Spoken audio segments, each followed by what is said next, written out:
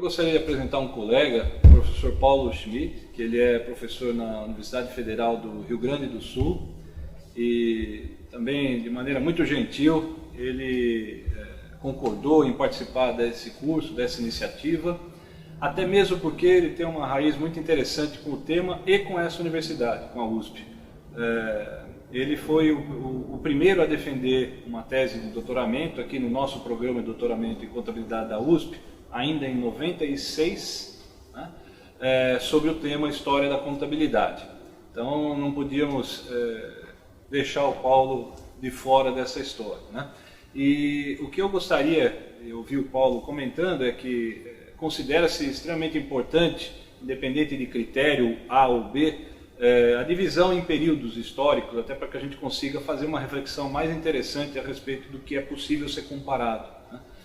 Então nós ouvimos o professor Alan comentar a esse respeito e agora eu gostaria de ouvir o professor Paulo Schmidt falar um pouco, e eu vou pedir para o Paulo falar sobre antes do que a gente possa estar imaginando que aconteça. Que temos um marco aí do Luca Pacioli, como já vimos, mas mesmo antes do nascimento de Cristo, milênios antes do nascimento de Cristo, nós temos aí evidências da presença intensiva da contabilidade na nossa sociedade. Então vamos ouvir do Paulo a esse respeito.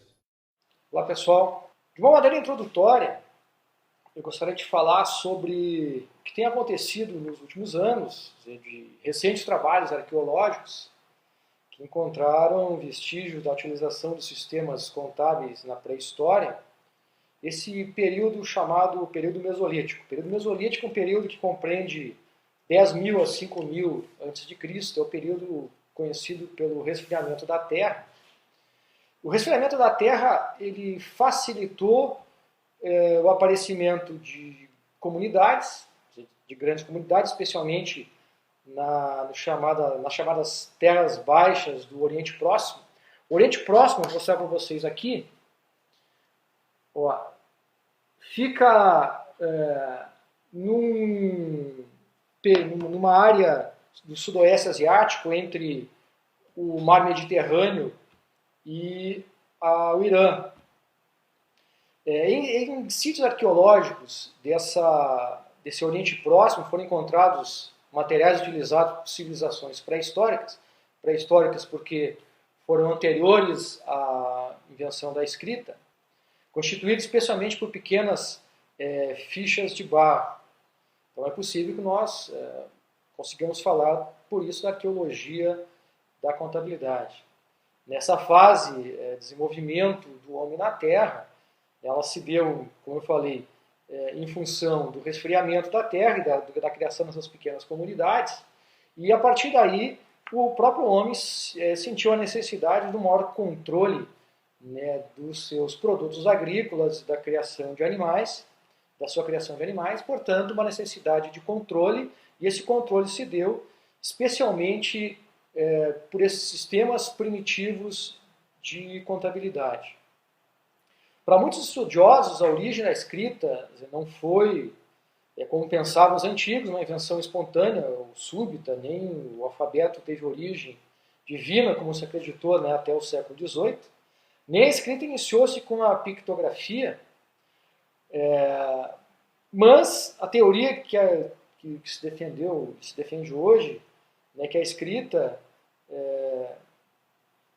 teve uma origem, embora hoje obviamente não se aceite mais, mas teve uma origem na pictografia, especialmente nas figuras que se chamava lá tábuas cuneiformes em Uruk, né, vou mostrar aqui para vocês. Essa aqui são as chamadas tábuas cuneiformes de Uruk, que foram os primeiros sinais da escrita do homem. Bom, especialmente em sítios arqueológicos de Israel, Síria, Iraque, como eu falei, do Oriente Próximo, foram encontrados pequenos artefatos de barro que caracterizaram então os primeiros sinais claros da utilização da contabilidade pelo ser humano, né, entre o período de 8.000 a 3.000 a.C. Essas escavações que foram realizadas nessa região, né, encontraram pequenas fichas de barro, fichas essas, como eu estou mostrando aqui para vocês, né, que foram sinais do controle desenvolvido pelo homem como sinais da origem da contabilidade. Essas fichas eram classificadas como duas categorias, fichas simples e fichas complexas. As simples possuíam forma de esfera, de disco, cilindros, ovoides, etc. As mais complexas poderiam ter perfurações, susões, outras formas um pouco mais complexas que foram construídas. Essas fichas de barro de diferentes formatos, elas foram usadas abundantemente como eu falei, entre 8.000 e 3.000 a.C., como uma forma especialmente de representação das mercadorias possuídas pelos homens na pré-história. Por volta lá de 3.200 aproximadamente a.C., houve uma evolução nessa forma de controle em que foi criado os chamados envelopes. Esses envelopes, na prática, eles ajudavam, eles facilitavam o desenvolvimento desse controle, o desenvolvimento do controle dessas fichas de barro, ou seja, que é uma figura que caracteriza esses envelopes. Esse envelope, com o tempo, ele foi melhorado para facilitar a identificação do seu conteúdo. As fichas, então, eram impressas pelo lado externo desses envelopes e no seu interior eram colocadas as fichas. Isso caracterizaram, então, um controle duplo. Esses registros caracterizavam as relações sociais semelhantes a uma dívida de uma pessoa e o direito de reclamar essa dívida de outra pessoa. Os sumérios, com o passar dos anos, descobriram uma forma mais simples de evidenciar uma transação. Em vez de utilizar esses envelopes de barro com lacres de garantia, eles introduziram as tabelas de barro e imprimiam as fichas sobre essas tabelas. Essas chamadas fichas cuneiformes, que eu vou mostrar aqui para vocês.